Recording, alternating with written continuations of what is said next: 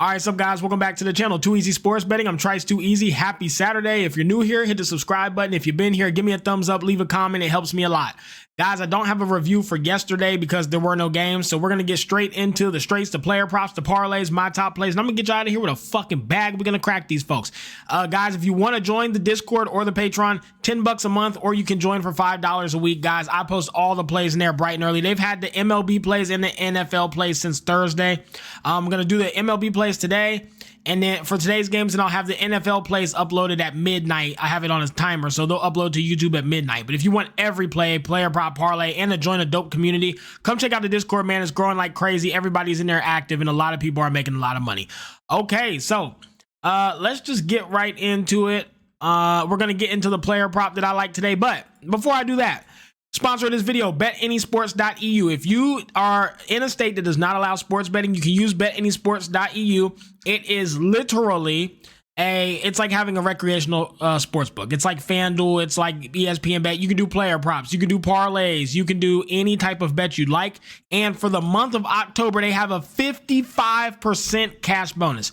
55% cash bonus. So sign up with code Too Easy, guys, and tap in. It's the best offshore sports book I've seen personally.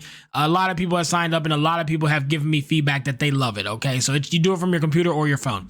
All right, guys, and then lastly, of course, Outlier sponsors my videos as well. I took these two sponsors because I believe in their products. Outlier is the best sports betting app there is. Tap into this. Anyways, a 7-day free trial in the description of my video. Make sure you learn how to use this app. Okay, so what player prop do I like? We're getting Shohei Ohtani over 1.5 bases at plus money. Guys, listen. Shit. There went my Hennessy bottle cap. Listen, I know Dylan Cease is very good. He's a solid pitcher. But I would take Shohei Ohtani at plus money to get 2 bases versus anybody. I mean, literally anybody in the damn league. So the fact that we're going to sit here and we're going to get Shohei to get over 1.5 bases for Dylan Cease is crazy to me. Again, I would take this versus anyone. So yeah, I'm going to go ahead. I locked that in already. I think it's a great player prop for today. All right, enough with that. Let's get into the straights and the slate review. So first game of the day, guys, we got the Tigers versus the Guardians. You got Tyler Holton. It's a bullpen day for the Guardians, but they're going to start Tyler Holton. He might go 2 innings tops. Then you have Tanner Bybee. Now, guys, I'm going to be honest with you. If you look at Tanner Bybee's stats, so again, here's the thing. Tigers are coming in as underdogs again. I locked them in at plus 130. It's now plus 125. You should have been in the Discord. You would have got it at max value. But coming into this game, the Tigers look unbeatable. It's just like, if you were going off of if you don't know baseball and you haven't watched and you looked at it, you just bet the Guardians. They should win. The Guardians should win this game. They should. The Guardians are a good play. Problem is, guys, just like with the Athletics, when we kept cashing their money line over and over and over, they just kept being disrespected and kept being underdogs. And we made so much money betting the Athletics. The Tigers were doing the same thing, but better, beating everybody, playing better than everyone. They've just figured something out. Their lineup looks great from start to end. They look like a slightly worse Padres. Like, they're really fucking good. Everything's clicking. They don't have a weak spot. The pitching's good. The bullpen's good. The batting lineup's good. The defense is good. Everything's good. There's no way you can fade them. There's no way you can fade these Tigers right now. I don't know how you get to Tanner Bybee, who also, guys, if you look at his stats versus the Guardians, they've not been good. He's faced them 4 times. He faced them, what the fuck was that? May 8th, 4 innings. He got hit 5 times, gave up 4 runs. Faces them again July 10th. 7 innings, 5 hits, 4 earned runs, and a home run with 3 walks. Faced them 7/24, 5 innings, 2 hits, 1 earned run, 1 walk, 1 homer. That's decent. Then on July 29th, 6 innings, 7 hits, 2 earned runs, 2 strikeouts. This game was pure luck. 2 strikeouts with 7 hits and 2 earned runs. That's not good. It should have been a lot worse, though. I don't trust Tanner Bybee. He gets hit up by the Rays. He gets hit up by the Dodgers. He gets hit up by the Twins. He gets hit up by the Reds. He gets hit up by the Royals. These are teams who can't even hit the ball. I have no faith in Tanner Bybee whatsoever. The Tigers are hot right now. I don't see any way we don't be on the Tigers. Tigers money line, Tigers first 5 plus half a run, and the Tigers team total over 3.5 at plus money. I like that as well. Second game on the slate is the Mets and the Phillies. So you got Kodai Senga coming out and you have Zach Wheeler for the Phillies. Now, this might surprise people, me being on the Mets at plus 160 as huge underdogs. Why am I on the Mets? It's very simply put, One of the reasons why I'm wildly successful sports betting and why I don't do what other cappers do is I'm not a sharp. I don't try to be. I go off what I've seen. I go off my eyes and I use common sense sports betting. I don't look too much into things. The Mets are playing very solid ball. The Phillies bullpen is shit, terrible, bad, like terrible. The Mets continue to light up bullpens regularly, and they're competing with everybody. Why could they not compete with a Phillies team who shouldn't even be in the postseason? Let's be honest. They started off the first half of the season so good that it coasted them into the postseason. If you look at their second half, they wouldn't even be in the goddamn postseason. They've been terrible. They don't put up runs. Their starting pitching's rough. Their defense is making errors.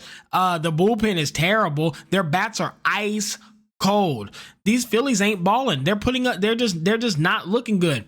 Why is Kodai Senga coming in? He only has one start. In that one start, I think he went 5 innings and had 8 strikeouts. Kodai Senga is a Japanese pitcher. You can look at his highlights and stuff from when he was playing in the Japanese league. Guys, his strikeout stuff is ridiculous, and the Phillies strike out a lot. What I think they're doing here is saying Kodai will. What I think the Mets' idea here is Zach Wheeler will probably shut us out. Maybe we get a run or two on him, but most likely he goes 6-7 innings of damn near shutout ball. If we can bring Kodai in here and he can just strike them out, because the Phillies are prone to strikeouts. They strike out a lot and they get weak contact a lot. Phillies are good versus contact pitchers. They're good versus the Logan Webbs. They're good versus the Reese Olsons. They're not good versus guys who have that massive strikeout stuff. They strike out constantly versus strikeout pitchers. So because of that, I think the Mets are like, let's bring in Kodai Senga. Let's have him just strike him the fuck out. His strikeout stuff's nasty. I don't think the Phillies will be able to hit him. So I think the Mets are like, let's just get through him. We'll have Kodai come in, strike him out constantly. He'll go toe-to-toe with Zach Wheeler because the Phillies can't handle pitchers with his pitch mix and who has nasty strikeout stuff. Then when Zach Wheeler comes out, it'll be a bullpen battle and we'll try to win then. I think that's the idea.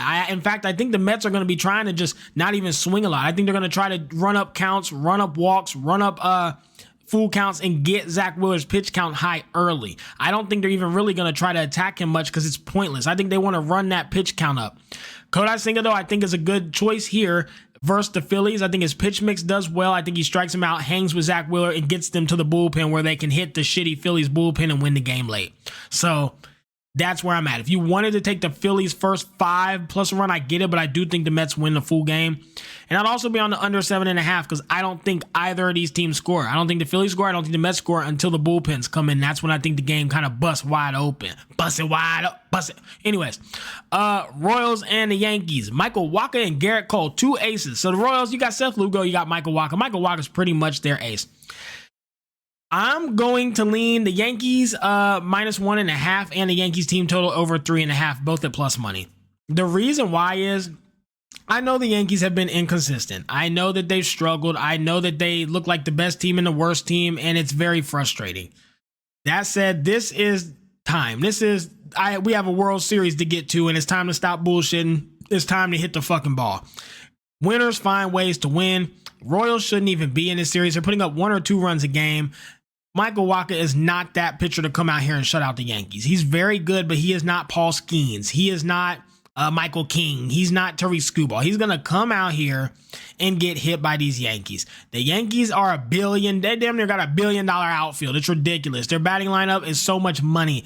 These boys are going to come out here and earn their fucking paychecks. Trust me. This is not a time where we're playing anymore. This is where winners win and good teams do what they're supposed to do. I think the Yankees come out here and they at least win by 2. I have to say they at least win by 2. And then I think they can put up some runs and a couple home runs on Michael Wacha. And frankly, if you look at Michael Wacha as a whole, I mean, don't get me wrong. He is good, but I mean, look at this. Versus the Nationals, 5 hits, 4 earned runs. Versus the Giants, 6 hits, 2 earned runs. He's walking batters, and the Yankees walk more than any team in the league. Pirates, 4 hits. Twins, 4 hits. Cleveland, 5 hits. Cleveland, 9 hits. 6 hits from the Phillies. He gets hit a lot.